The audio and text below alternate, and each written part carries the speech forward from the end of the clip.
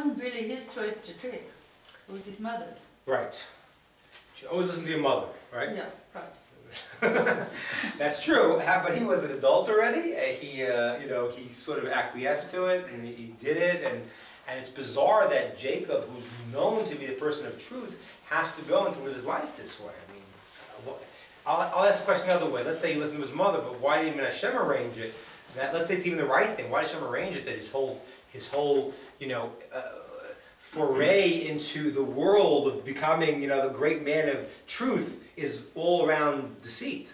It's weird, right? But you're right. So there is some, because the mother said it was prophecy. That's all true. But he still had to go and do very, very funny stuff. And the truth is, that's what the world is today.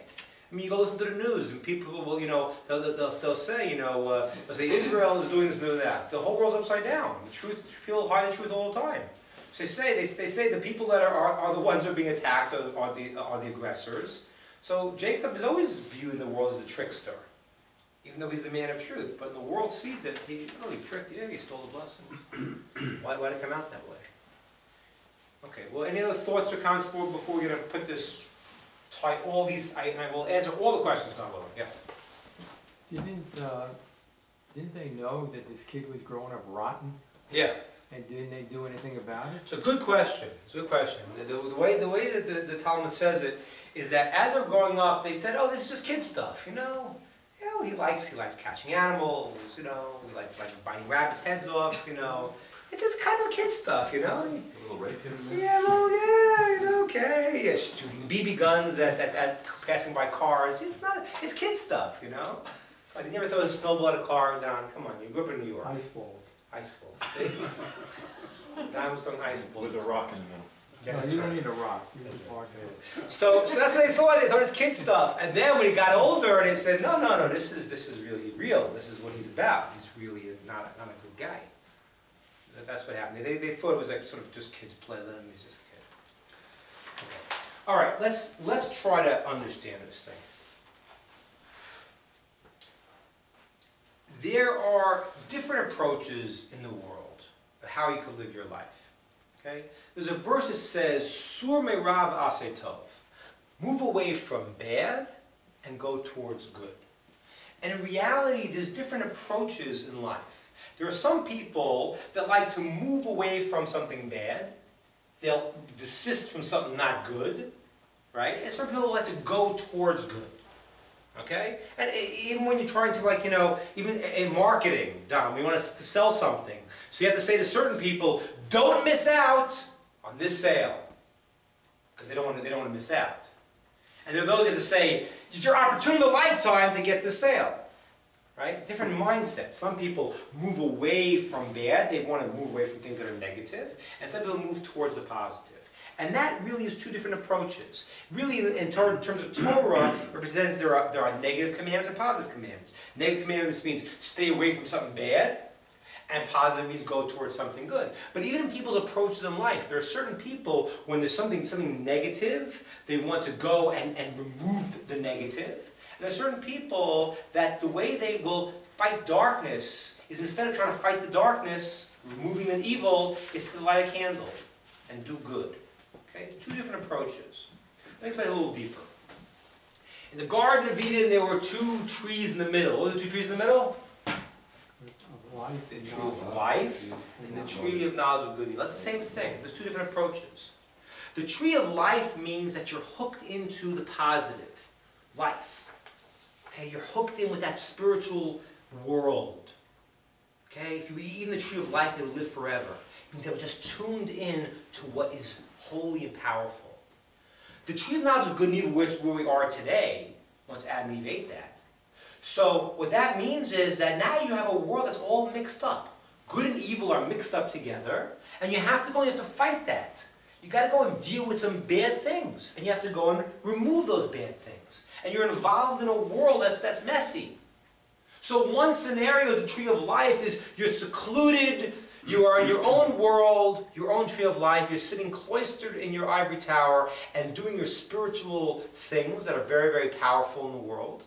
And one is, you're the tree of knowledge of good and evil. You got to deal with a messy, messy world. You got to remove evil from the world because evil is seeping in with the good. You can't tell what's what anymore. one more possible way to look at this. Internal and external. There are people who are very internal. They sort of their job is to stay focused on what they're doing, and then maybe learning Torah someplace and doing their spiritual pursuits. And other people are out there in the fields. They're going, they're doing things. They can be doing very good things. But they're going and they're taking away evil, and they're active in the world, they're activists for positive things. But one person is doing positive things by doing his spiritual work here in his own internal world. And one is positive by being an activist out in the world. Those are two different systems. Okay? Tree of knowledge of good and evil, external, moving away from evil, and moving towards good, internal, and the tree of life. Those are two systems. And that is really the idea of what Jacob and Esav could have represented. See, what happened here is that Isaac thought, and the Medrash says this, the Medrash says that there could have been 12 tribes coming from Rebecca, and from Isaac. The Jewish people could have come from who? Jacob and Esav. And that's exactly what Isaac wanted to do. He wanted to build a Jewish nation out of these two people. Okay? He knew Jacob was very, very spiritual and holy. He said, great, you'll do like the Jews did for thousands of years. We have Kohanim and Levites, and they would be involved in spiritual pursuits, and the rest of the Jews would do the work, and do the external work, and they would provide for these people who would sit and learn Torah and do the service in the temple.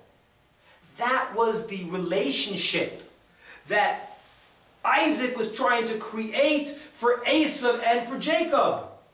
He was trying to go and say, listen, Esav, you are a guy in the fields. You're a tree of knowledge of good and evil. You're going to get out there and you're going to fix the world up, and you'll make a lot of money, and you'll control the world, and you'll master the things. You remove evil from the world. And your brother, Jacob, he's going to sit and do spiritual pursuits all day, and you'll support him.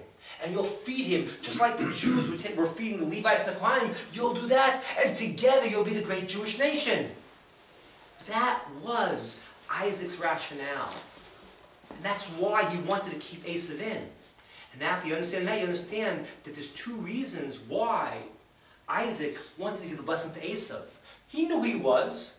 First of all, he was a guy who said you have to earn it. And he said, first of all, Jacob could do it. Jacob's a very, very spiritual guy. Esav needs help. Esav's teetering. I got to help him.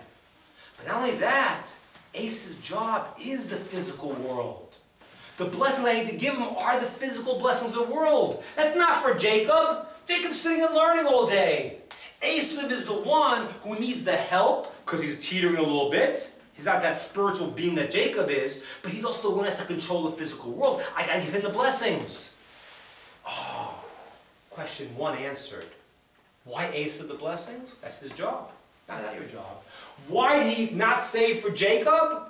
Because Jacob, it's not your role.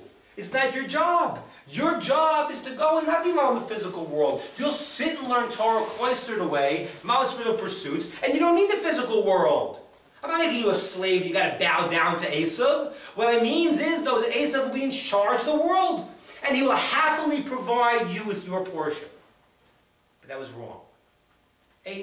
Isaac did not know how far Esav had gone. That was revealed to Rivka in prophecy. And he was hoping still to make this combination happen. So that's why one happens and two. So now Esav comes in and says, Daddy, you didn't give me any blessings? At that moment, he realized how far gone Esav is. Esav says, I sold my firstborn rights, and it's done for me. And the Medrash tells us that at that moment, Isaac had prophecy where he saw Gehenna, he saw the depths, hell, so to speak, opened up underneath Esav. He then got how far gone Esav had sold out.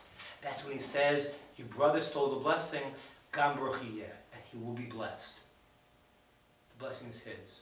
Esav says, give me a blessing. He says, I can't give you a blessing because I already gave everything to him. Please, please, please. So okay, give you a blessing. You know what that was? The point of a blessing is not just to give you more money. What a blessing is that you can have a lot of physical things. If they're bad for you spiritually, that's not called a blessing. I always say Charles Lindbergh, who became very, very wealthy because he crossed the Atlantic, the worst thing happened to him was that his fame ended up causing that his only child got kidnapped and killed. His money and fame was the worst thing for him. That's not a blessing. So you can get physical things if they lead to something spiritual.